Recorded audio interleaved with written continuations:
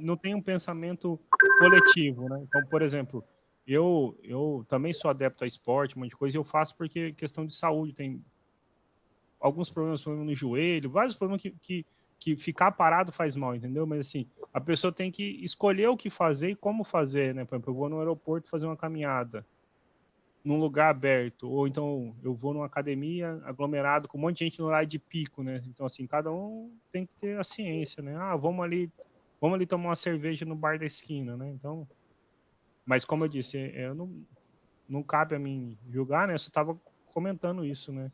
Que deve sair hoje esse decreto, sim, pelo que eu estava comentando, e é inicialmente 7 dias, né? A gente vê, professor, assim, eu acho que isso aí alerta a gente todo dia, toda hora, para o cuidado, para a responsabilidade individual e coletiva que a gente tem que ter.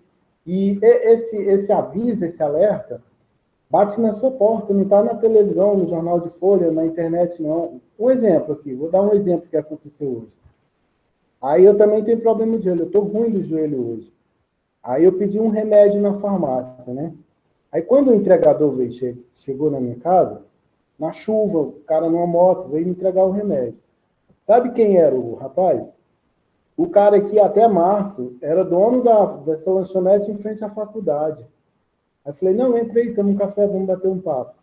Aí ele estava me contando o declínio que o padrão de vida da família dele teve em função disso, entendeu? Ou seja, até março do ano passado o cara era empresário, vivia por conta, entendeu? Sim. Agora o cara é empregado, é um assalariado, vive em uma moto entregando remédio aí, porque ele não teve como sustentar o comércio dele. Sim. Então, todo dia a gente é alertado de todas as formas para o tamanho do dano que isso causa na sociedade, na vida de todo mundo. Com toda a razão. Com toda a razão. E assim, esse não ser racional nesse sentido faz atrapalhar cada vez mais, porque agrava. Quem tem um negócio que não fechou ainda, não consegue funcionar a pleno vapor, e aí cada vez quanto mais demora essa volta, pior fica a situação, né? E essa irresponsabilidade, professor, não traz um dano individual, assim, um dano para o irresponsável. Ele prejudica ele e todo mundo, entendeu? Sim. E o cara nem sabe se ele é assintomático e está circulando por aí com vírus, se ele está levando para a família dele em casa. É bem complicado, a situação é bem complicada, é muito delicada. É terrível mesmo. Vou aproveitar aqui, então, João, sem te cortar nada, mas assim, porque tem coisas que eu também tenho minha responsabilidade nisso, sabe como foi? Hoje em dia é moda falar professor doutrina, professor não sei o que lá, então já deu horário para iniciar a aula, então assim, eu inicio a gravação uns minutinhos antes, né? Então, essa conversa que a gente tá tendo não tinha nada de conteúdo, então eu vou cortar e voltar aqui a gente poder iniciar a aula de hoje, tá bom? Continuando falando sobre o que a gente tá falando de aplicações de derivação, tá? Mas assim, eu concordo com você e eu acho que a gente tem agido de maneira irracional, tá? Mas assim, até depois da aula, se quiser, a gente pode conversar mais um pouquinho, mas não é assim uma maneira de cortar, não, tá? É só para manter o fluxo e evitar, porque certamente em todos os lugares existem pessoas que pensam diferente, e assim, usar o espaço da aula para o que é da aula, né? Senão, até para não correr o risco de não ouvir outras opiniões e nada do tipo e dizer que causa doutrinação ou coisa do tipo, tá? Não, tá jóia, professor, mas tá na hora de a gente ir para a aula mesmo. Ok. Então, olha só, na última aula a gente estava falando sobre aplicações de derivação. E aí a gente apresentou a noção de máximos e mínimos, ok? Definição por meio de uma função que era um máximo e um mínimo. Então, assim, lembra, a gente tinha uma função f, ok? Aí a gente apresentou a ideia de ser melhor, a gente escreveu assim, D era o domínio da função, D era o domínio da função, contido nos reais, claro. Então, a gente apresentou a ideia de um ponto ser máximo ou mínimo, lembra? Então, a gente chamava de máximo ou mínimo, a gente dizia que C era um ponto de mínimo, se ele fosse menor que X para todo X em D. Então, a gente dizia que C f de c, perdão, f de c é valor mínimo, ok? É mínimo para a função. Nesse caso, a gente chamava de mínimo global ou mínimo absoluto. Se acontecesse o contrário, f de c fosse maior ou igual a f de x, então a gente dizia que esse ponto era máximo global ou absoluto. Mas nós também apresentamos a noção de ser máximo numa vizinhança. A gente falou sobre as ideias de ser máximo também, máximo local ou mínimo local, ok? E isso significa que a função assumia valores máximos ou mínimos no intervalinho contendo determinado ponto. Então, assim, só esse era o último exemplo que tinha ficado na aula passada para a gente comentar, e eu não tinha feito, fiquei de trazer ele hoje, o gráfico dessa função 3x à quarta menos 16x ao cubo mais 18x ao quadrado. No intervalinho, qual é o intervalinho aqui para a gente que está sendo analisado o gráfico? Então, deixa eu pegar aqui de amarelo. Está sendo analisado entre menos 1 e 5 apenas, ok? Ou, melhor dizendo, entre menos 1 e 4, né? Então, dentro desse intervalo onde o x assim, o x só existe entre menos 1 e 4, não existe nem menor do que menos 1, nem maior do que 4. A gente tem a noção assim, aqui a gente pode perceber um ponto de máximo absoluto, né? Olha só, nenhum valor da função é mais alto do que o 37. Então, por exemplo, menos 1 é um ponto de máximo global ou absoluto. O ponto 3, olha só, ele é um ponto de mínimo absoluto, ou seja, é o menor valor que a função assume. Mas se a gente, por exemplo, pega aqui ó, uma vizinhança, né, contendo o número 1, né? Então, por exemplo, se eu pego aqui entre 0 e 2, todos os números entre 0 e 2, o maior valor que a função assume nesse lugar está em 1. Então, a gente diz que 1 é um ponto de... que 5, perdão, né? 5 é um ponto de máximo local. Está dentro de uma vizinhança, certo? Se eu pego aqui, por exemplo, esse mesmo 3,27, certo? Ele é máximo, como a gente falou, ele é mínimo absoluto, né? Mas ele é também um mínimo local. Por que ele é um mínimo local? Porque a gente consegue, dentro de uma vizinhança, por exemplo, olha só, todos os números que estão entre todos os x que estão nesse intervalinho que eu circulei de vermelho, o menor que acontece é ele. Então ele é mínimo absoluto e também local. Ok? Essa ideia, por exemplo, aqui não acontece para o 4. Esse ponto aqui, eu posso dizer que ele é um ponto de máximo local? Não posso dizer que ele é um ponto de máximo local, porque o nosso mundo morre no 4. Agora, se eu tivesse mudado esse intervalo, né, o domínio da nossa função fosse entre menos 1 e 5, ele já seria um máximo local. Por que ele seria um máximo local? Porque eu poderia pegar alguns números um pouco maiores do que 4, alguns um pouco menores do que 4 e analisar que na função, né, esse intervalo assume um valor máximo. Então, esses na fronteirinha a gente tem que tomar cuidado, tá bom? Então, depende do intervalo da nossa função. Então, mas tudo isso foi comentado na aula passada, tá? Então, foi só assim um recordar da aula passada. E aí, eu tinha também, então, só para a última coisa que foi comentada na aula passada é que a gente começa a observar o seguinte: os possíveis números que são máximos ou mínimos, a gente tem onde procurar eles, a gente define o que a gente chamou de, então, número crítico ou ponto crítico, ok? Número crítico. Ou eu prefiro usar o termo ponto crítico, ok? Mas então, a gente diz que um valor C é um número crítico, ok? C é um número crítico, é número crítico, usando a notação do livro, se acontece o seguinte: se o f' de C for zero ou f' de C não existir. Ok? Nós vimos que possíveis candidatos a ponto de máximo e mínimo são esses números críticos, ok? E, então, o resultado que a gente começa na aula de hoje é um teorema que nos permite procurar esta...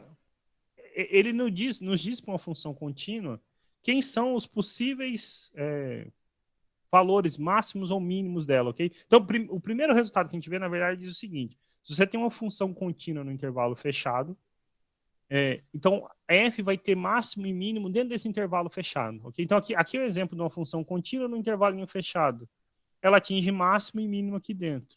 Esse é um exemplo que se aplica não só a essa função, mas a todas que forem contínuas. Então, por exemplo, polinômios, a gente aprendeu lá, e ainda estudando sobre limites, são exemplos de funções contínuas. Então, por exemplo, todo polinômio definido em intervalo fechado é uma função contínua. Então, ele vai assumir máximo e mínimo. E aí, o que a gente vai atrás é depois, então, de ferramentas para tentar determinar esses mínimos. E aí a gente vai ver um teorema chamado teorema de Fermat, que ele diz que se uma função tem máximo ou mínimo no valorzinho c, e se esse f, a derivada existir, então ele vai ser zero. Então, aqui saber calcular a derivada igual a zero, se não nos der os pontos de máximo ou mínimo, os valores máximos ou mínimos locais, ele pelo menos nos dá uma pista de onde procurar esses máximos e mínimos, tá bom? Então, a gente começa na aula de hoje com um teorema que é conhecido como teorema do... Ixi, isso aqui foi atendimento de hoje, só um minutinho.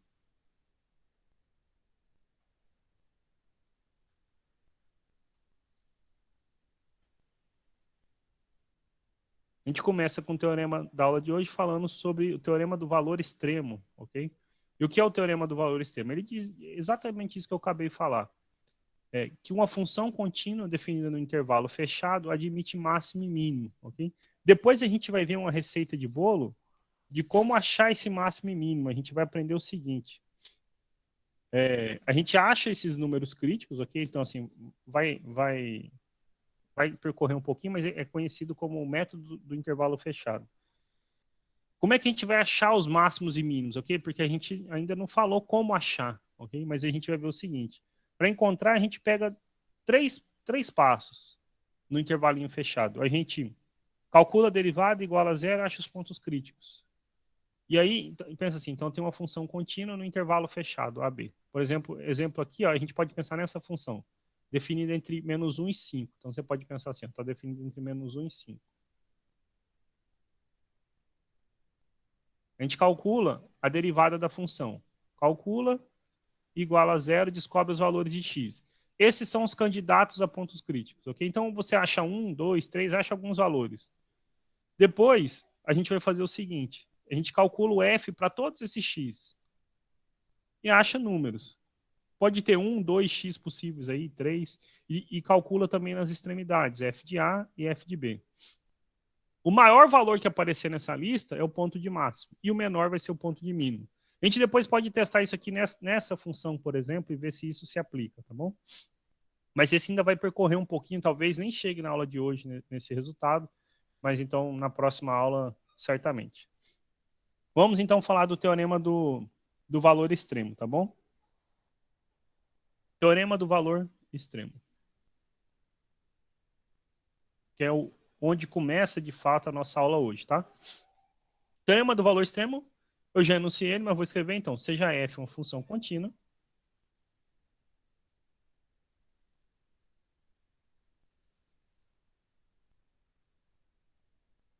definida no intervalo fechado. Então, definida no intervalo fechado. Digamos, AB. Ok? Então, pensa lá, menos 1 e 5.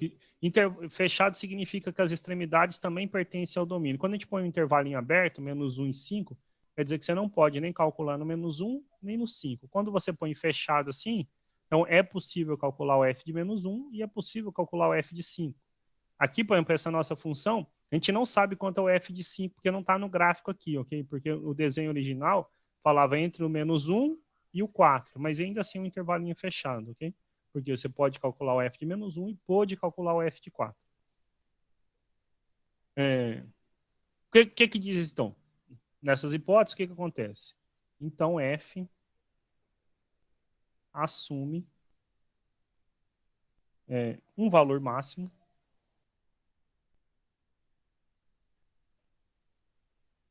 e um valor mínimo máximo absoluto, perdão, absoluto, assume um valor máximo absoluto. Digamos, f de c, ou seja, tem um ponto C aqui no meio, podendo ser inclusive a extremidade, olha só, nesse caso o máximo é a nossa extremidade, tá vendo? É o menos 1, tá? O mínimo absoluto é no 3, né? Então, pode estar ali dentro, né? Então, quando a gente falou que é o f de c, c é algum número entre menos 1 e 4, ou entre a e b, tá bom? F de c, e um valor mínimo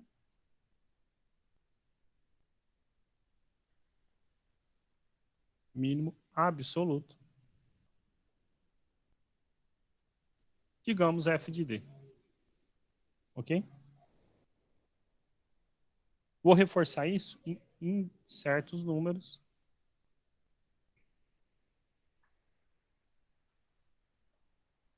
C e D pertencentes ao intervalo AB, ok?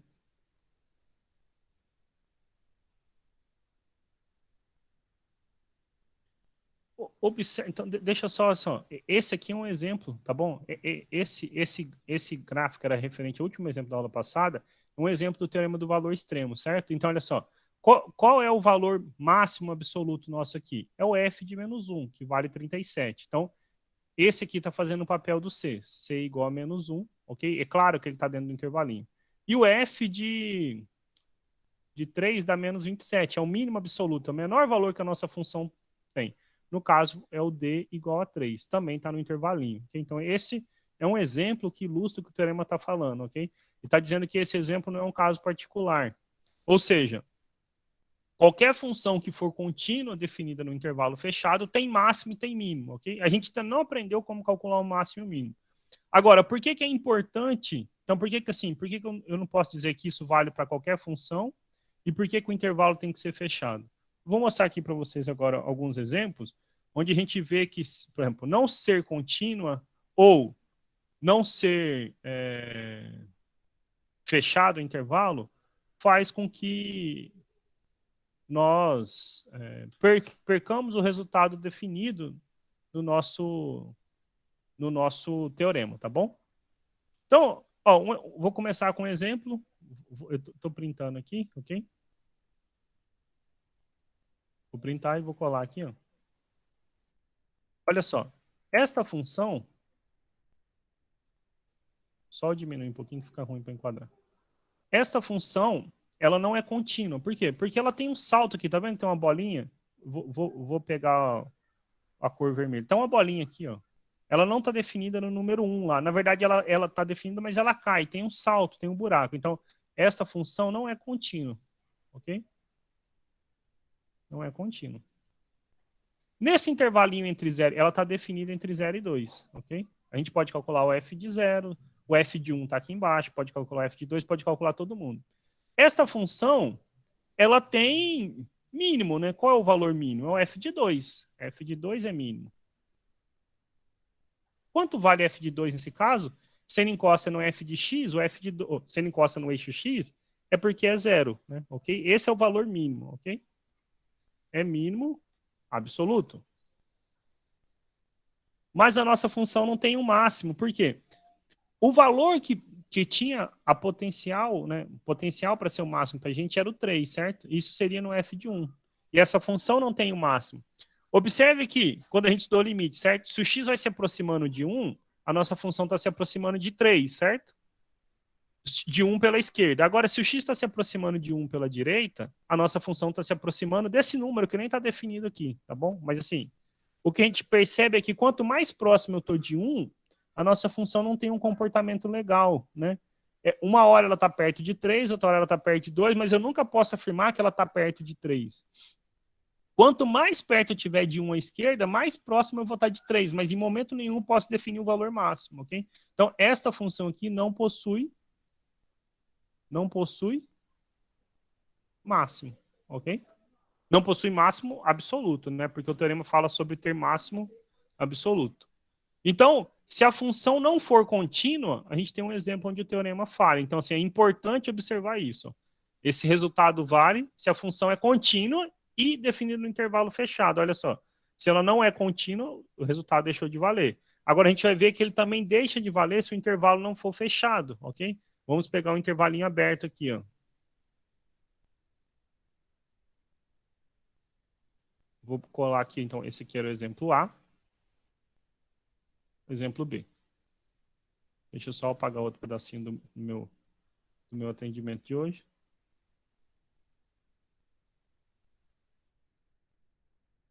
É o exemplo B.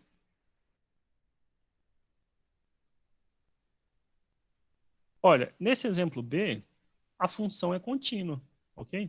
Observe que ela é contínua, não tem nenhum salto, não tem um buraco, ok? Então, f é contínua. Entretanto, f não está definido em intervalo fechado, porque se o x é zero, observe que a bolinha está aberta, então não está definido em zero, ok? Então, o domínio da nossa função começa aberto em zero. Esse linha pontilhada a gente chama de assíntota, ou seja, a função não pode encostar quando o x é 2. Então, para 2 também não está definido, ok? Então, o domínio é um intervalo aberto. Ele é aberto em 0, aberto em 2. É aberto, não é fechado. Esta função, observa o seguinte, o mesmo argumento que a gente usou lá. Por que não tinha máximo aqui? Porque não estava definido no 1, certo? Quem tinha potencial para ser um mínimo para a gente é o 1, ok? Mas ele não pode ser um mínimo porque a função não está definida no 0. Então, ela não tem mínimo. E ela também não apresenta um valor máximo, porque quando vai chegando mais perto de 2, a função vai crescendo, vai crescendo, vai crescendo, ela explode, ela fica infinita, ok? Então, essa função não tem máximo, nem tem mínimo. Okay? Então, essas hipóteses que a gente botou aqui no teorema são importantes. Esse resultado vale, ok? Fiquem atentos, né? Às vezes pode ter algum exercício perguntando coisas parecidas. Ele vale desde que a função seja contínua, definida no intervalo fechado. Então, exemplos como essas funções aqui de cima, tá bom? O item A e B, são exemplos que não contrariam o teorema. Por quê? Porque alguma das hipóteses deixam de valer. Então, isso mostra a importância da continuidade e do intervalo fechado para a gente no teorema, tá bom? Então, o que esse teorema do valor extremo afirma? Só para repetir, tá bom? Que uma função contínua no intervalo fechado admite máximo e mínimo, ok? Entretanto, reforçando, ele não ensina como a gente acha o máximo e mínimo. Ele só diz, ó, tem o máximo e tem o mínimo, mas não te diz como é. Esse é um aspecto interessante da matemática, né? Você pode dizer que determinadas coisas existem, mesmo sem dizer quem elas são, né? Não sei se a gente já parou para pensar nisso, ok? Deixa eu pôr uma outra figura aqui para vocês, só um minutinho. Porque ela é o que motiva o teorema de Fermat, que eu falei para vocês, que é o seguinte. Se uma função tem máximo ou mínimo local num determinado valor, a derivada dessa função é zero, tá bom? Então, deixa eu printar ela aqui. Ó, observa o seguinte. Essa aqui é uma função, ok? Essa aqui, então, de azul é o gráfico da nossa função.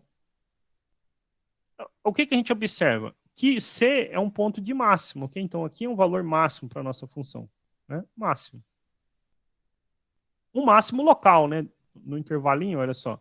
No intervalo contendo C, esse é o maior valor possível, né? A gente não sabe o que acontece à esquerda, de onde o gráfico não aparece, nem à direita, tá bom?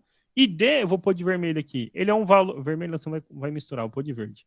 D, ele é um valor que... Esse aqui é um valor mínimo, né? Mínimo local. Aqui é um máximo local. Por que é um mínimo local? Então, porque no intervalo aberto contendo D, esse é o menor valor que aparece. O que acontece, então, assim, de rosa aqui, gente, está a equação da reta tangente ao gráfico da função. Por isso, a gente fez muito exercício lá atrás. Achar a equação da reta tangente, achar a equação da reta tangente. E essas equações dessas retas tangentes aqui, observe que elas são paralelas ao eixo X. Para essas equações serem paralelas ao eixo X, elas têm que ter um coeficiente angular que é zero. Ou seja, a gente está dizendo que a derivada da função nesse ponto é zero. A gente está dizendo que f' de C é zero. E aqui a gente está dizendo que f' de D é zero, ok?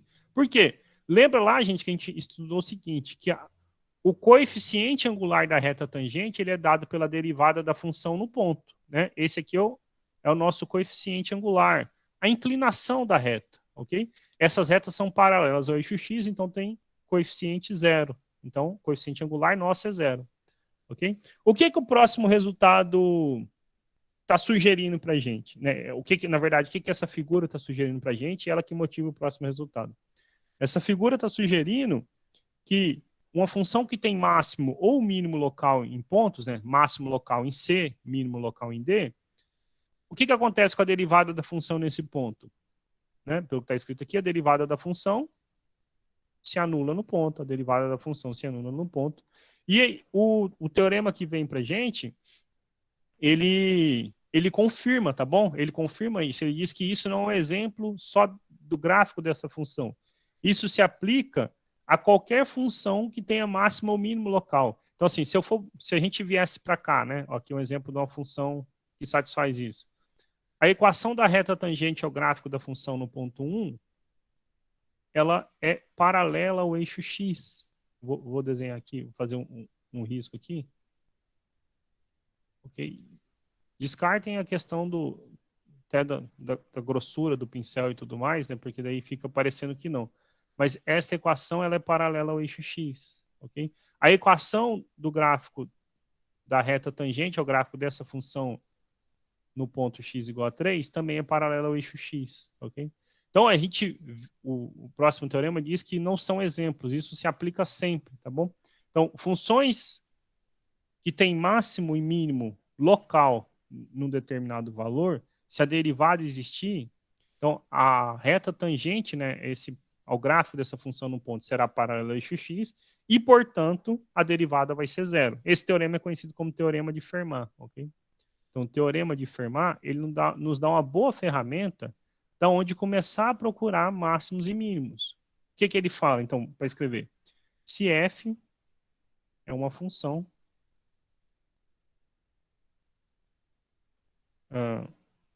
que possui máximo ou mínimo. Vou até destacar a cor aqui porque é local, tá bom? A gente não está falando de ser global, mas máximo ou mínimo local em um ponto C, então acontece o seguinte: se f' de ser existir,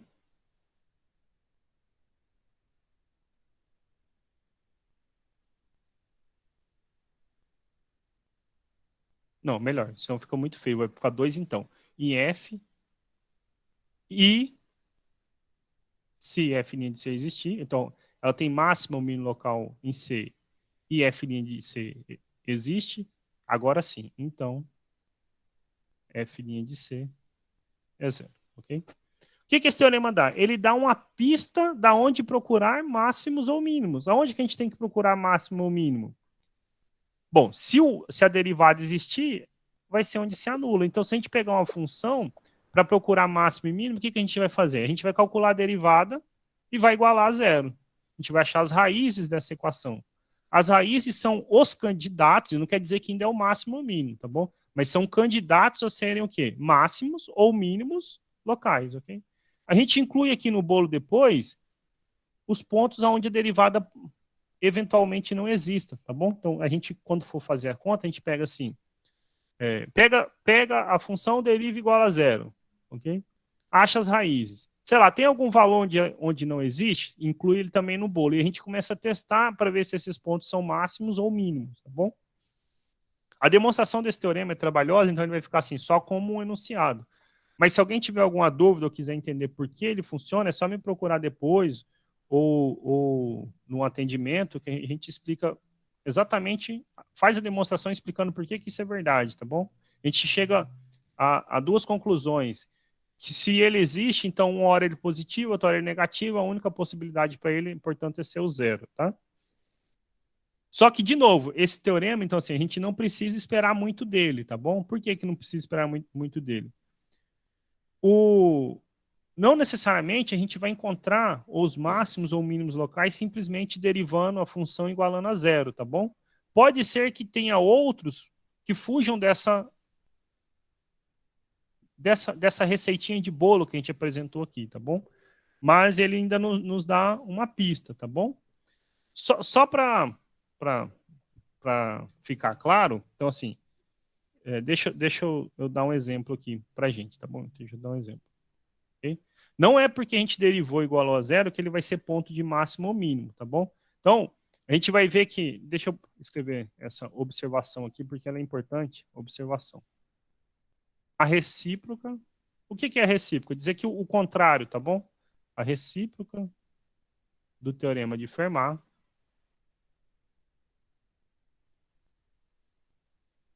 é falsa, ok? Quando a gente escreve que é falsa na matemática, quer dizer que existe pelo menos um exemplo aonde não é verdadeiro. Ou seja, o que a gente está dizendo? Está dizendo o seguinte, que se f' de ser for zero, então pode a função não ter máximo ou mínimo em C, ok? Então não é porque é zero que tem máximo ou mínimo, ok? Então assim, só para efeito... Deixa eu fazer um exemplo onde primeiro tem máximo ou mínimo, depois a gente vê onde um falha, tá bom? Então olha só, a nossa função y é 3x à quarta menos 16x ao cubo mais 18x ao quadrado, ok? Qual é a derivada dessa função? Então, fica 12x ao cubo menos 48x ao quadrado mais 36x. Só derivei, certo? Se a gente iguala isso a zero, né? Se a gente iguala a zero, então, igualei a zero, ok? Aqui tem uma coisa boa. Todo mundo aqui é divisível por 12 e todos têm um fator, vou pôr de outra cor, todos têm um fator x em evidência, né? A gente pode pôr x em evidência. Então eu posso pôr 12x em evidência. Fica x ao quadrado menos 4x mais 3 igual a zero, ok? Então, o produto dos números é zero se um deles é zero. Ou x é zero, ou x ao quadrado menos 4x mais 3 é zero. Aqui é uma equação de segundo grau, né? Calculo o delta, então 16 menos 12, o delta é 4. Quem são as raízes? É 4 mais ou menos a raiz de 4 sobre 2. 4 mais ou menos 2 sobre 2. Então, é 6 por 2, que é 3. 2 por 2, que é 1. Então, quem são os números críticos? 0, 3 e 1. Olha só, por sorte a gente já viu aqui, né? Olha só. O 3 é um ponto que ele é o quê? Mínimo, né? O valor de mínimo a gente tem na função, né? Mas o 1 e o 0 não são, tá vendo? O 1 e o 0 não são. O 1 e o 0 não são. O outro que aparece aqui que a gente viu é quem? É o menos 1, né? Ok?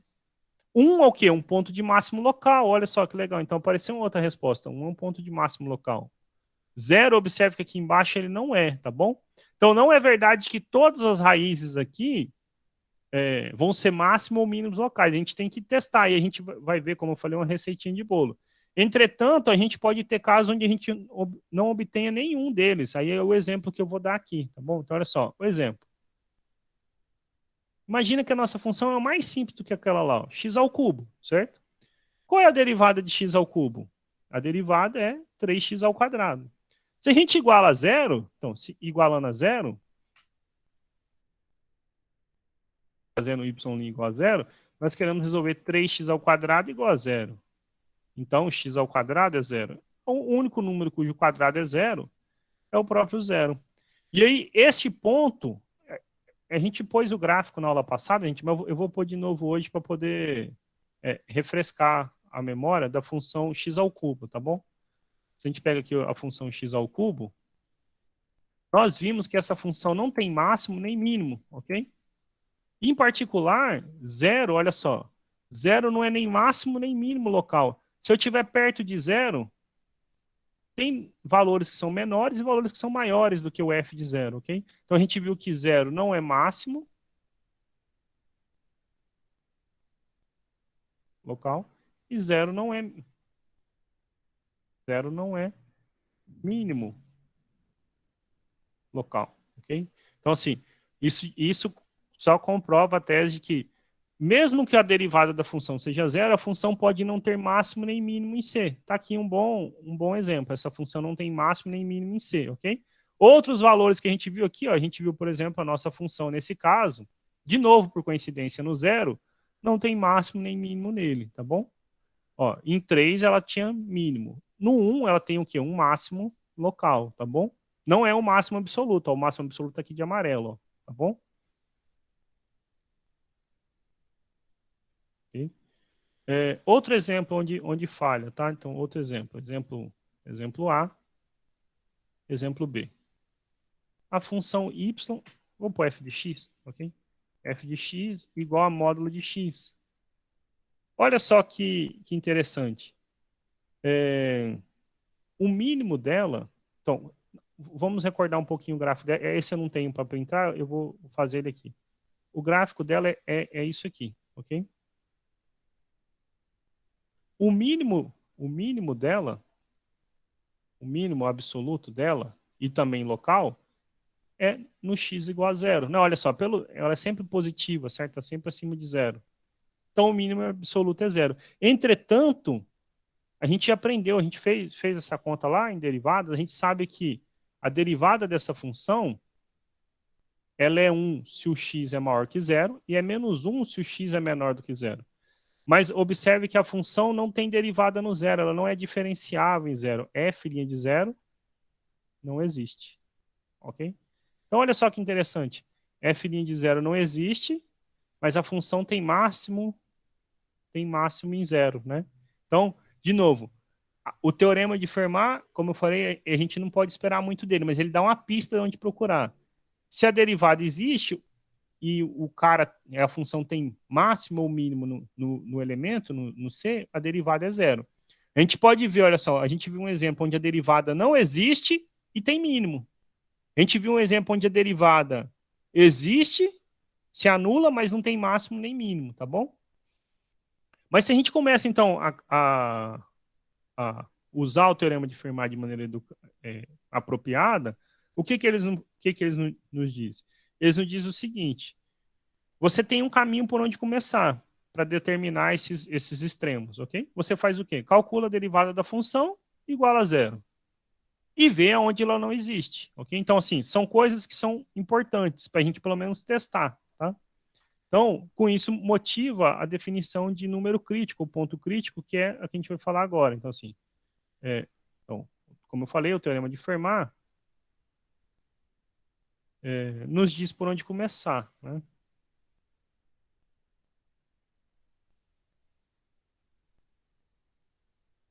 Nós vamos começar por quem?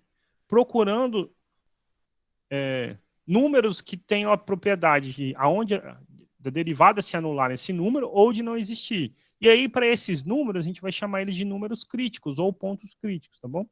Então, o teorema de Fermat nos diz para onde começar a procurar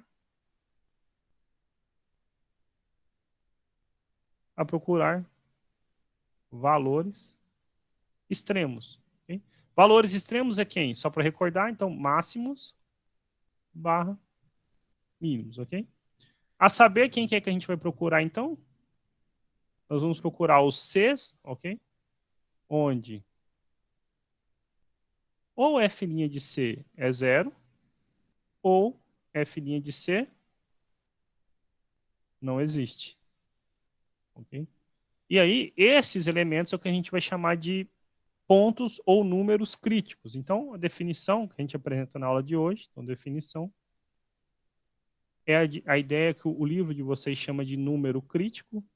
Outros livros costumam chamar de pontos críticos, eu prefiro chamar de ponto crítico. Tá bom? Mas o livro que a gente está usando chama de número crítico. Um número crítico de uma função f.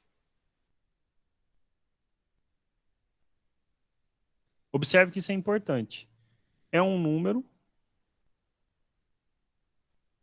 que pertença ao domínio da função. Ele tem que estar no domínio da função, tá bom? Se não tiver no domínio da função, não posso dizer que é um número crítico. Que tem a seguinte propriedade. Qual é a propriedade? Ou a derivada é zero ou não existe, ok? Então, tal que f' de C é zero ou f' de C não existe. A gente chama esse elemento de ponto crítico. Exemplo de pontos críticos, ok? Então, só para dar um exemplo, tá bom? A gente achou pontos críticos lá atrás, por exemplo, aqui, ó, só eu vou fazer um exemplo novo, mas aqui a gente achou um ponto crítico, ó. Zero é um ponto crítico dessa função x ao cubo. Esta função, cadê? Aqui, ó, esta função 3x à quarta menos 16x ao cubo mais 18x ao quadrado tem como ponto críticos o 0, o 1 e o 3, ok? Três pontos críticos. Vamos dar um exemplo diferente desses aí, tá? Para a gente chamar mesmo de ponto crítico. Então, exemplo. Determinar os pontos críticos, né, da seguinte função. X elevado a 3/5 vezes 4 menos x. Ok? O que a gente precisa fazer? Derivar essa função, depois ver onde não existe e onde se anula, tá bom? F' de C é um produto, lembra? Como é que a gente deriva o produto? Derivada do primeiro vezes o segundo, mais o primeiro vezes o derivado do segundo, ok? Então, a derivada de x elevado a 3/5. Então, você desce o expoente e subtrai uma unidade, 3/5 menos 1. Vezes, então, derivada do primeiro vezes o segundo. Mais o primeiro, x elevado a 3/5, não mudou, vezes a derivada do segundo. Derivada de 4 é 0 e de menos x é menos 1. Ok? Então, a nossa função, ela fica quem? Vou fazer aqui no cantinho. 3/5 menos 1. Vou fazer 3/5 menos 1.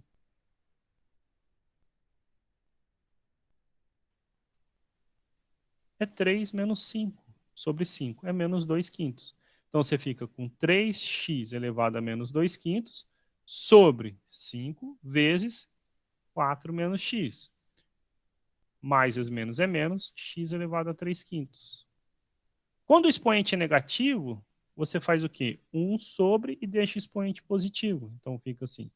F' de x é 3 sobre 3 vezes 4 menos x sobre 5 vezes x elevado a 2/5 menos x elevado a 3/5. Se eu for tentar achar os pontos críticos aqui da maneira que está, ainda fica meio chato, porque eu vou ter que igualar isso a zero. Aí, de novo, a gente vai fazer o quê? Eu vou somar esses denominadores, deixar tudo num denominador só. 5 vezes x elevado a 2/5, né, se a gente multiplicar. 3 vezes 4 menos x vezes 1, menos esse produto aqui, ó, 5 vezes x a 2/5 vezes x a 3/5. Ok? A gente só subtraiu essas duas frações. F' de x, denominador não muda, então 5 vezes x a 2/5. Recordando que x a 2/5, gente, é raiz quinta de x ao quadrado, ok? Porque vai aparecer uma raiz embaixo, então a gente sabe que pode acontecer algum problema.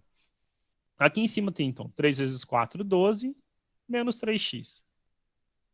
Menos 5 vezes, aí observa, eu tenho assim, x elevado a 2/5 vezes x elevado a 3/5. Multiplicação de potência de mesma base. Conserva a base e soma os expoentes. Então, fica x elevado a 5/5, que é x elevado a 1, que é x. Então, menos 5x. Então, fica 12 menos 8x, né? Menos 3x menos 5x, dividido por 5 vezes a raiz quinta de x ao quadrado. Aí aqui está na melhor expressão possível, certo? Então, se a gente quer achar os pontos críticos, tem que analisar dois casos, onde é zero e onde não existe. Ok? Onde que se anula, então? Primeiro caso, né? F' de x igual a zero. Então, 12 menos 8x dividido por 5 vezes a raiz quinta de x ao quadrado é zero. O denominador não pode ser zero, então o numerador tem que ser 12 menos 8x é zero. Então, 8x é 12. Passo 8 dividindo. 12 por 8. Dá para simplificar por 4. 3 meios. Ok? Então, 3 sobre 2 é um ponto crítico. É o único ponto crítico dessa nossa função? Não, né? Porque esse aqui foi onde se anula. Onde que a função não existe? Então, Observe que tem uma raiz de índice ímpar. Você pode calcular de qualquer número. Entretanto, você está dividindo por ela, você não pode dividir por zero, certo? Então, se você tentasse calcular f' de zero, o que ia dar? Ia fazer 12 menos 8 vezes zero sobre 5 vezes a raiz quinta de zero ao quadrado. A raiz quinta de zero é zero. Então, você ia dividir por zero e isso não existe, certo? Você não pode dividir por zero. Então, 3 sobre 2 é um número crítico. Por quê? Porque é onde a função se anula. E zero é um número crítico, porque é onde a derivada não existe. Então, essa função tem dois números críticos, ok? Não quer dizer que esses números sejam máximos ou mínimos dessa função. A gente só está falando de ser número crítico, tá bom? Ok? E observe que zero é um número crítico e 3 meios são número crítico, por quê? Porque originalmente eles pertencem ao domínio da função f. Então, ao pertencer ao domínio da função f, eles estão dentro da condição lá que a gente apresentou para ser número crítico, tá bom?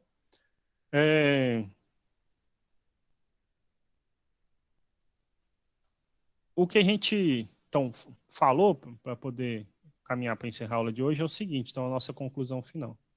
Qual é a conclusão final? Se uma função tem máximo ou mínimo local, então, se f possui máximo ou mínimo local em C, então f' de C é zero. A recíproca não é verdadeira, tá bom? F' de C pode ser zero sem ter máximo ou mínimo. A gente fez lá 2 exemplos aí, né? Do x ao cubo e daquela função de grau 4, ok? Ok? Então, dizer que esse F' de C é zero, eu posso trocar aqui, olha só. Se F possui máximo ou mínimo local em C, então C é um número crítico.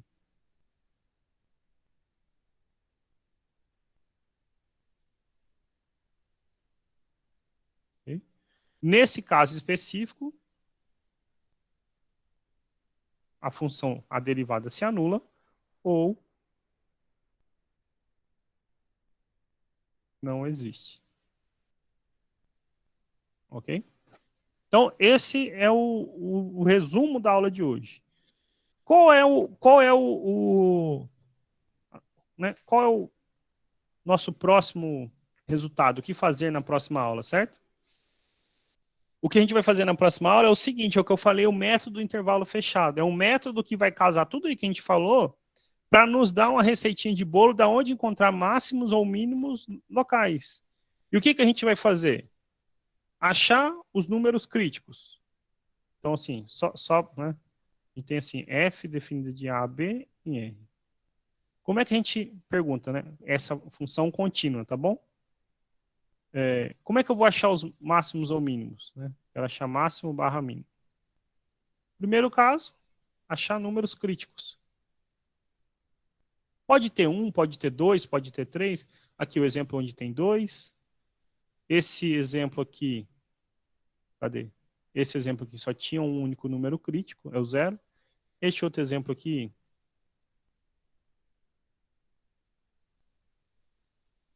tinha 3 números críticos, né? 0, 1 e 3. Pode ter mais, pode ter menos, ok? Mas então, a gente vai achar os números críticos. Achamos os números críticos? Primeiro passo. Segundo passo, você guardou os números críticos. Você calcula f de A, calcula f de B e calcula o f de todos os números críticos. Segundo passo.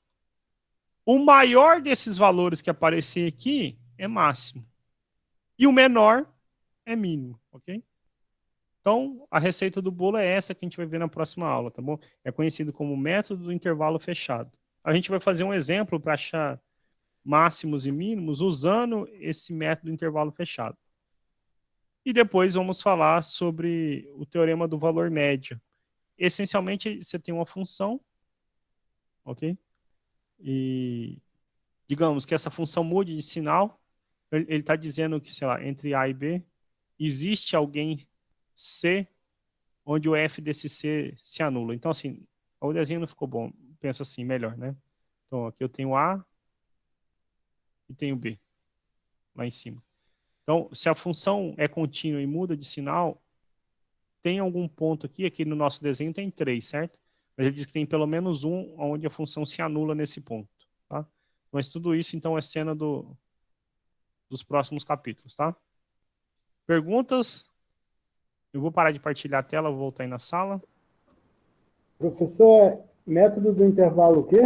Fechado. Fechado, né? Mas eu vou detalhar ele na próxima aula, a gente vai fazer exemplo, tá bom? Tá bom, professor. Eu tenho 2 exemplos separados para fazer já na próxima aula, já na aula preparada aqui que eu deixo antes. Vou voltar aí na sala agora, só um minutinho. Pergunta, gente? Dúvidas, sugestões?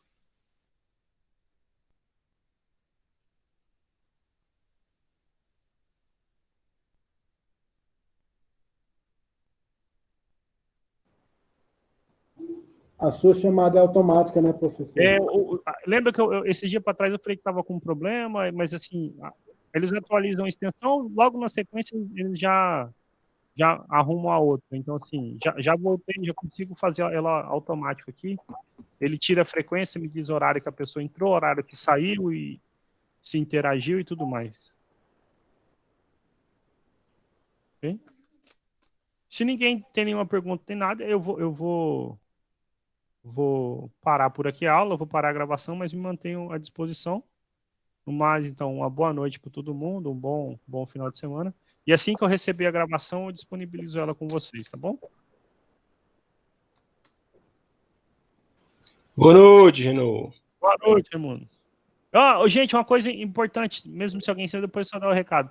Eu tô corrigindo as provas, tá bom? Vou aproveitar o final de semana para ver se eu completo a correção das provas e aí vocês vão vendo. Na medida em que eu tô corrigindo, eu tô já liberando a nota para quem eu já corrigi, tá bom?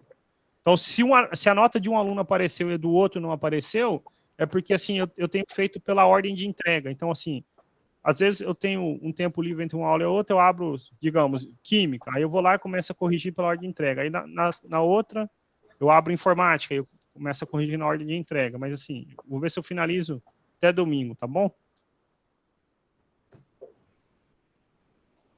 No mais, é só isso.